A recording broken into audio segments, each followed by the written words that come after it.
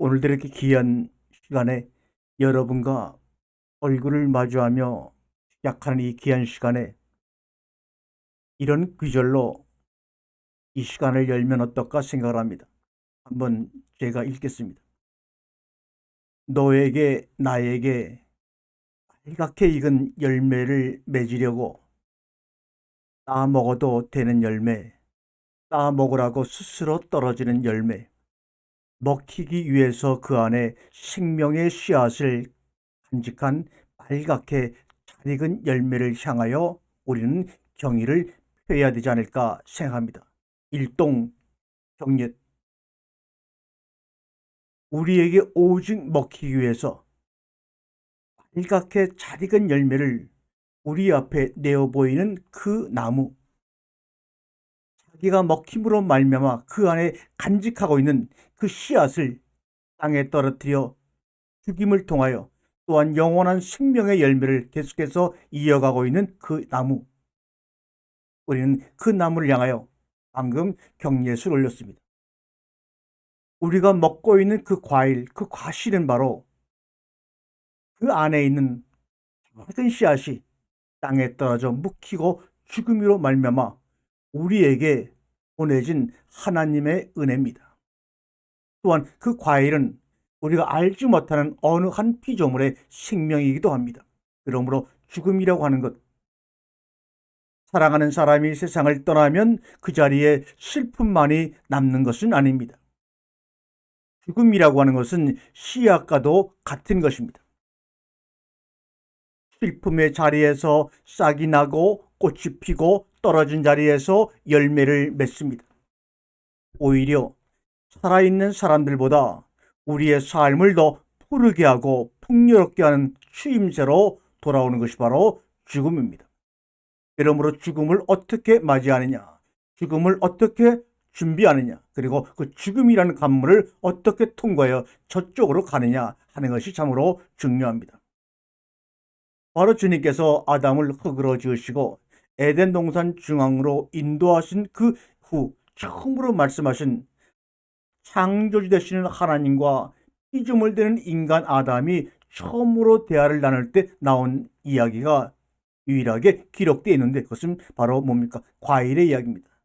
선악을 알게 하는 나무는 먹지 말라, 그리하면 죽으리라. 이 선악과의 이야기가 바로 제가 여러분에게 드린, 서두에 드린 그 이야기의 의미를 가지고 있습니다. 죽고 죽으리라. 이 선악을 알게 하는 나무, 우리는 나무, 죽고 죽으리라 라는 의미를 새새기면서 선악을 아는 나무, 여기에 집중했습니다. 이거는 형용사죠.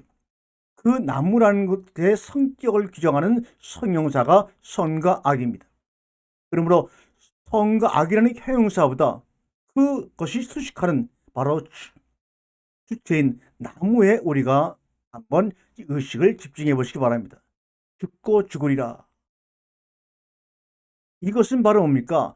창조 셋째 날 물들을 한쪽으로 모이라고 명하신 후 드러난 묻힐 땅이라 칭하시고, 그 땅 위에 처음으로 주님이 수많은 피조물 중에서 특별히 지적하여 씨 가진 열매 맺는 나무가 땅에서 났다고 말합니다. 이것이 바로 뭡니까? 선악을 알게 하는 나무를 먹으면 죽고 죽으리라는 말씀을 바로 씨 가진 열매 맺는 나무 셋째 날의 이야기를 통해서 주님은 시작하고 계십니다.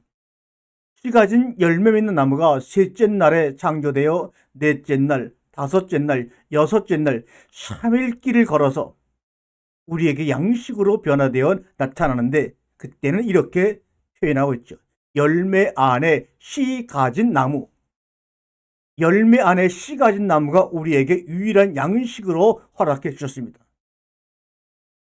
넷째 날, 다섯째 날, 여섯째 날 3일 길을 걸어서 우리에게 씨 안에 있던 열매가 씨를 다시 품은 채 우리에게 먹힘을 당하기 위해서, 우리에게 생명의 양식이 되기 위해서 우리에게 나타났습니다. 하나님의 은혜입니다.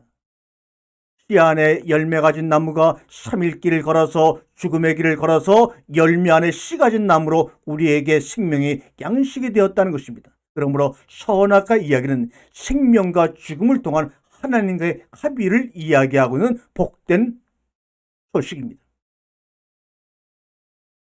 그런데 우리는 서로에게, 상대에게 사랑을 충분히 표현하며 살지를 못합니다. 그것은 우리의 가치가 이렇게 새로운 깨달음 속에서 삶을 시작하는 것이 아니라 원죄라고 하는 구속의 테두리 속에서 시작하도록 알게 모르게 기독교인들이 세뇌당했기 때문에 자기 하나 구원받자고 다른 사람을 외면하고 그들에게 마음을 주는 여유를 갖지 못하다 보니까 마음은 원이지만 충분히 사랑을 표현하며 사랑을 받으며 살지를 못합니다.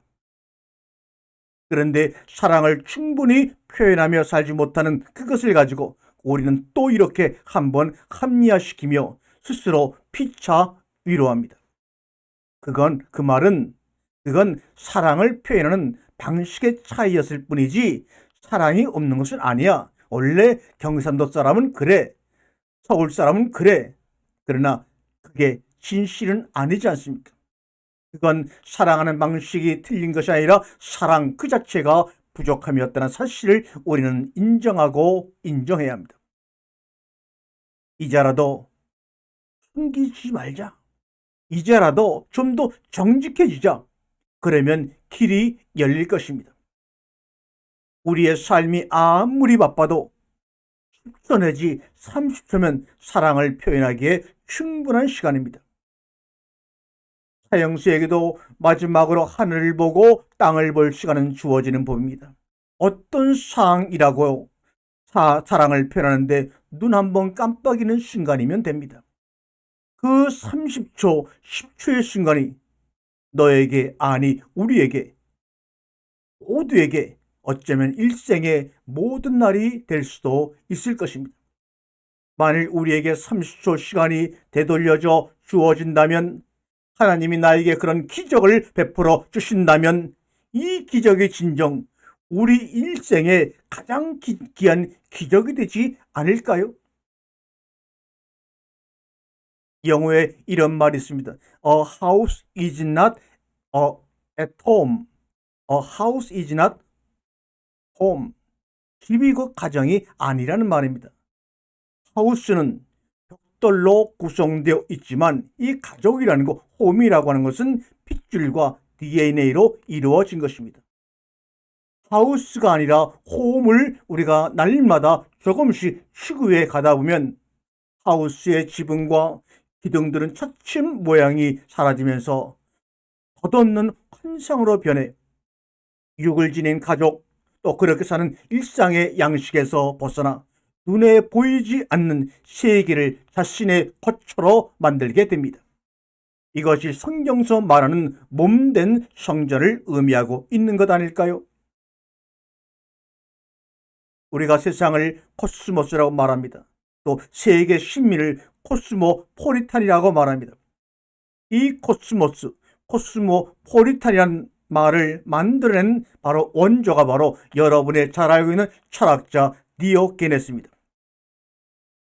이 디오게네스는 특별히 같은 시대에 살았던 플라톤과 앙수라고도 알려져 있는 사람인데, 그 디오게네스가 코스모스라는 말을 처음으로 사용했는데, 우주, 세상이라는 말을 처음으로 사용했는데, 그 디오게네스에게 코스모스라고 하는 것은 작은 술통이었습니다. 그 술통은 알렉산더 대왕이 정복한 땅보다 더 크고 넓은 우주의 집이었지만 사람들은 그냥 그 술통으로밖에 보지를 않았습니다. 달팽이가 이고 다니는 술통만 보았지 그 위에 쏟아지는 햇빛, 공기, 그 술통 속에 들어가 살고 있는 디오게네스의 생명을 유지하게 만드는 쏟아지는 햇빛과 공기를 그들은 보지를 못했습니다. 알렉산더 대왕도 가로막을 수 없는 우주의 빛은 보지 못했다는 말입니다. 그러다 그 통을 하찮게 본 한 젊은이가 디오게네스의 술통을 부쉈을 때 아테네 시민들이 분노했다는 이야기가 전해집니다. 생각해 보세요. 아테네 사람들은 디오게네스의 생각이나 살아가는 방법에 대해서 결코 호의적이지 않았지만 세상에는 그들이 살고 있는 집과 또 다른 집이 존재한다는 것을 인정하고 존중했던 것입니다. 결국 그 청년은 주위의 압력에 굴복해 디오기네스에게 사과하고 그에게 새로운 술통을 선물했다는 후문도 있습니다. 우리는 아기 집 엄마의 자궁이라고 하는 그 아기 집에서 세상의 집으로 나와가지고 그리고 죽음이라는 관문을 통하여 영혼의 집으로 건너가는 삶을 살아가고 있는 사람들입니다. 요즘 인터넷에 보게 되면 이런 영어 구절이 눈에 띕니다. A house is not home without a dog. 집이 개가 없으면 가정이 아니다. 뭐 이런 뜻의 번역이 되겠죠. 개가 없으면 집은 가정이 아니다 이런 말이죠. 그런데 이것은 영국의 속담에다가 without a dog라는 말을 덧붙인 겁니다. 영국의 속담에 a house is not a home. 이 규제는 현관에 깔린 매트 위에도 이 문장이 써 있고 영어와 노래 제목에도 사용된 이 구절은 단순한 속담이나 격언을 넘어서 하나의 문화로서 정착되어 널리 알려진 속담이 바로 A house is not a home입니다. 이 블로그에서 발견된 문장은 영국의 속담인 A house is not home 이라고 하는 문장 끝에 몇 자가 덧붙여져서 만들어진 것이죠. Without a dog. 개가 없으면 하우스는 홈이 아니다, 가정이 아니라는 패러디입니다. 하우스가 홈이 되려면 사랑이 필요한 거죠. 자기를 기다려주는 사람이나 의자에 앉아 자신만을 바라봐주는 다정한 사람이 있어야 하우스가 홈으로 변하는 것입니다. without dog란 말 대신에 여러 가지 형용사를 뒷말에 붙일 수가 있을 것입니다. 개가 없으면 집이 아니라는 말이 개가 없으면 집이 아니라는 말은 개를 사랑해서 아니라 인간을 사랑할 수 없기 때문에 하는 고백과 다름이 아닙니다. 가축과 동물을 사랑하는 것을 탓하는 것이 아니라 인간을 사랑할 수 없기 때문에 인간보다 더 낮은 동물을 가족 자리에 앉히게 된 것이 문제라는 것을 말씀드리고 있는 거예요. 인간의 사랑은 결코 절대적인 것이라고 할 수가 없습니다. 이해관계나 비즈니스나 육체적인 사랑 또는 감각적인 사랑은 영원하지 않다는 현실을 우리는 인정할 수밖에 없겠죠. 우리는 인간 세계에서 사랑을 구하려고 하다가 결국에는 사랑의 사막에 빠져 방황하게도 되지요. 그때 갈증을 죽여주는 물 한 모금, 떼약볕을 막아주는 초록빛 녹진 오아시스가 사막의 구원으로 등장하게 되는 겁니다. 인간에 대한 사랑의 종말을 깨닫는 순간 우리는 종교적인 의미에서 하나님이 나타나는 것과 마찬가지로 말입니다. 이는 아가페적인 사랑으로 인간의 것보다 한층 더 높은 사랑인 겁니다. 위에서 말한 영어 A house is not home without dog에서 이 dog라는 개라고 하는 DOG를 거꾸로 뒤집으면 God, 하나님이 되는 겁니다. 사람은 이것을 몰랐던 거예요. 밑으로 내려가면 도구가 되지만 위를 향하여 올라가면 그래서 도구를 거꾸로 뒤집게 되면 God, 하나님이 된다는 사실을 몰랐습니다. 이제 그 말을 고쳐서 바로 읽겠습니다. A house is not a home without God. 하나님이 없는 가정은, 하나님이 없는 집은 가정이 아니야. 이것이 정상적인 우리의 삶의 모습입니다. 이제 그 모습으로 without God, 하나님이 없으면 집은 가정이 아니야. 이 말로 돌아가야 합니다. 옥토방을 통해서 어마어마하게 좋은 집을 살 수는 있어도 그 집이 반드시 가정이 되는 법은 아니지요. 아무리 크고 어마어마한 주택이라 할지라도 하나님의 은총과 하나님이 거하지 않으면 가정은 만들어지지 못한다는 것을 우리는 이 시대에 반드시 깨달아야 합니다. 우리가 잘 알고 있는 시인 이상의 말대로 현대인은 집이 아니라 방에서 산다고 말합니다. 비꼬는 말입니다. 바로 그 방이 뭡니까? 우리가 그렇게 갖고 싶어하는 아파트가 아니겠습니까? 아무리 작고 초라한 집이라도 단독주택에는 몇이 들어갈 수 있는 쪽문이라는 것이 있습니다. 문을 열고 들어가면 작은 마당에 하초가 있고 흙이 있는 공간이 있었습니다. 사람들은 문에서 집까지의 거리가 몇 발자국인가에 따라서 행복의 지수가 달라진다고 느끼며 우리는 어려운 시대지만 그렇게 행복하게 살아왔던 기억들이 있습니다. 아파트에 사는 사람들이 집이 아니라 방에서 산다고 하는 것은 비록 자기 집이라고 할지라도 근본적으로 새 집과 마찬가지라는 이야기입니다. 층간소음이라는 것이 그렇습니다. 아이들이 마음을 놓고 뛸 수가 없잖아요. 심지어 층간소음 때문에 이웃 간의 말다툼을 하고 살인까지 하는 경우도 종종 뉴스에 나오고 있고, 더군다나 요새는 아파트를 사기 위해서 거의 대부분이 은행에 대출을 끼고 살고 있으니 그것은 바로 뭡니까? 빚 속에 사는 우리들의 현실을 그리고 있으니 그 빚 속에 사는 그들의 마음속에 여유가 있을 리 없고 행복이 찾아올 리가 없지요. 그렇다면 단독주택에 산다고 해서 그 층간소음에서 벗어날 수가 있을까요? 우리가 가끔 드라마나 영화를 보게 되면 마피아 보스가 사는 엄청난 어마어마한 집이 영화에 나옵니다.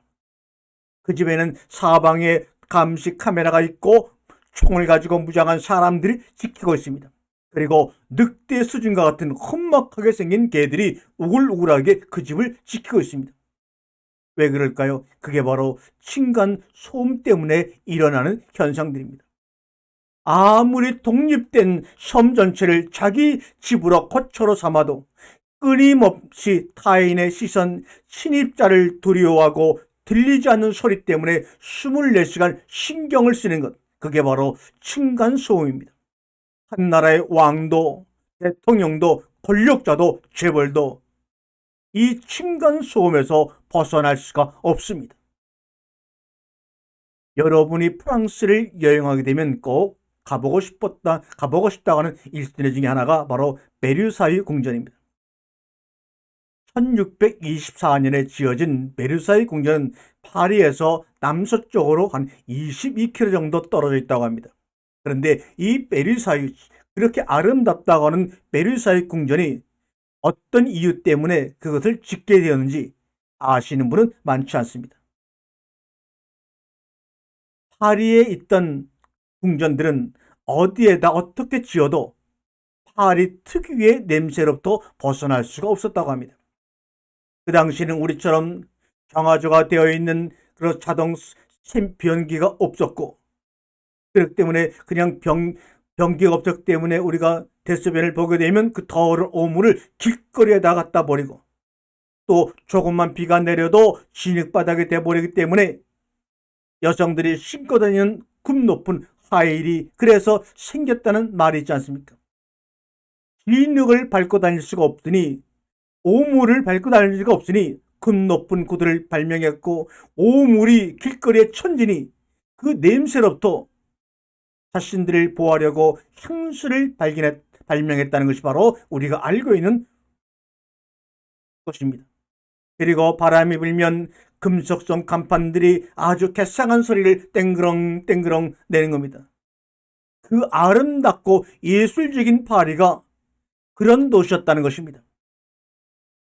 왕궁에 아무리 높은 담을 쌓고 넓은 뜰을 가져도 그 소음과 냄새로부터 벗어날 수 없었다는 거예요. 그래서 이 냄새와 소음으로부터, 티끌로부터 멀찌감치 도망친 것이 바로 베르사유 궁전입니다. 그런데 얼마 안 했어.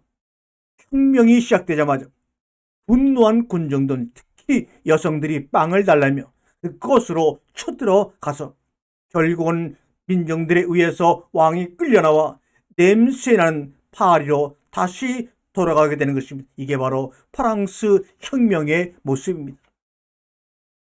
이러한 인생의 층간소음으로부터, 마음의 소음으로부터, 타인들의 소리, 타인들의 냄새의 소리는 한시도 결코 자유로울 수가 없는 삶을 살아가고 있습니다.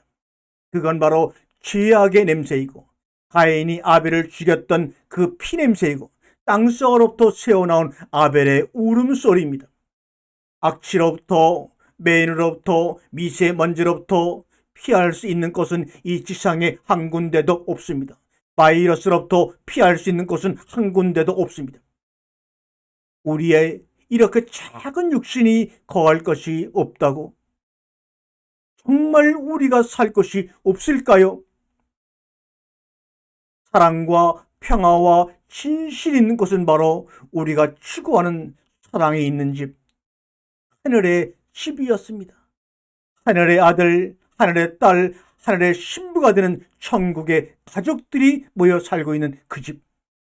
그 집이 바로 저와 여러분을 간절히 오라고 초대장을 날마다 보내며 기다리고 있습니다. 우리는 그 집으로 들어가야 합니다. 날마다 이렇게 말씀을 나누며 양식을 나누는 이유도 이 음식 먹고 세상의 세파로부터 삶을 포기하지 말고 늘 벽돌로 만들어진 그런 집에서 살지 말고 하나님이 만들어 놓으신 신에 거쳐 그것으로 함께 손을 잡고 나아가자고, 이렇게 음식을 먹고 날마다 소리의 울림 속에 우리의 삶을 이끌고 가는 것 아닙니까? 하나님 아버지, 오 주님이여, 우리가 살 집을 짓게 하소서. 다만 당신 하나님 아버지를 맞이할 때 부끄럽지 않을 정결한 집 한 채를 짓게 하소서. 그리고 또 오래오래 당신이 머물 수 있도록 작지만 흔들리지 않는 집을 짓게 하소서. 내 남루한, 내 소박한 언어로 지은 집 한 채를 말입니다. 여기서 마지막 끝에 집을 짓게 하소서, 집을 짓게 하소서 하면서 그 집을 짓는 재료가 세상의 다이아몬드, 돈, 금, 벽돌, 콘크리트가 아니라 우리의 남루하고 작고 소박한 이 언어로 지은 집을 한 채 우리들 삶 속에 하나하나 주시옵소서. 그런 집이 지어질 때, 하나님과 함께 거하는 신전이 지어질 때 우리는 세상의 모든 층간소음으로부터 벗어나 영혼의 쉼과 자유를 누릴 수가 있는 것입니다. 엄마의 자궁 아기 집으로부터 땅의 집으로 우리는 태어났습니다. 그리고 그 땅의 집으로부터 이제는 예수 그리스도의 십자가의 죽음을 통하여 죽고 죽으려는 축복된 주님의 요구와 명령을 통하여 다시 하느님과 거하는 하늘의 집으로 우리는 가고 있습니다. 아니, 어떤 분은 이미 거기에 도착해서 그 누림을 누리고 있을 것입니다. 여러분, 함께 가서 그 누림을 누립시다. 각오하세요. 깨닫겠다는 각오를 가지고 이 말씀을 날마다 들을 때 땅 위의 집에서 층간소음에서 벗어날 수 없는 땅 위의 집으로부터 징검다리를 하나하나 밟듯이 우리를 위해서 날마다 죽으신 예수 그리스도의 죽음을 통하여 우리는 하나님과 함께 거하는 하늘집으로 들어가야 합니다.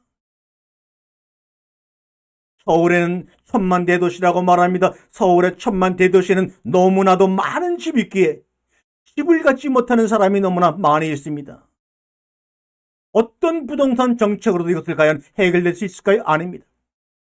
서울 천만 시민 마음속에 하나님이 함께 계시면, 그리고 남루한 언어지만 그 언어를 통해서 서로의 영혼 속에 한 채씩 그 언어로 집을 지어준다면 우리는 이 서울 천만 대도시를 하나님의 나라의 한 부분으로 변화시킬 수가 있을 것입니다. 그래서 주님은 말합니다. 내가 길이야, 내가 진리야, 내가 생명이야, 내가 너희들에게 이르는 그 말이야. 인공지능에는 너무나 많은 정보가 있어서 그 검색 정보가 많아서 정작 우리 개개인에게 필요한 정보를 잊어버리고 사는 모습들을 우리가 보고, 이것이 바로 우리와 너의 층간소음이라는 것입니다. 그러므로 내가 너에게 이른 말이 영이요 생명이라고 말씀하신 그 하나님께서 이르신 오직 한 권의 말씀 성경으로 돌아가는, 그래서 그 성경의 말씀을 가지고 날마다 남루한 언어지만 그 남루한 언어로 하나님과 우리가 함께 가는 신전을 지어가는 몸된 성전을 완성해가는 우리의 복된 남은 인생이 되기를 주님의 이름으로 간절히 소망드립니다. 아멘.